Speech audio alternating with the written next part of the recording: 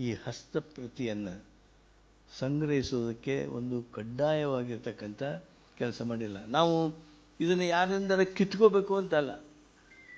ಹಸ್ತಪ್ರತಿ ಯಾರು ಇಟ್ಕೊಂಡಿದ್ರು ಅಂದ್ರೆ ಇಷ್ಟು ವರ್ಷ ನೂರಾರು ವರ್ಷ ಇಟ್ಕೊಂಡಾರ ಅಂದ್ರೆ ನಮಗಿಂತ ಹೆಚ್ಚು ಆಸಕ್ತಿ, ಶ್ರದ್ಧೆ ಹಾಗೂ ಅದರ ಬಗೆಗೆ ಅಭಿಮಾನ ಆ ವ್ಯಕ್ತಿ, ಆ ಕುಟುಂಬದಲ್ಲಿದೆ, ಆ ಸಂಸ್ಥೆಯಲ್ಲಿದೆ.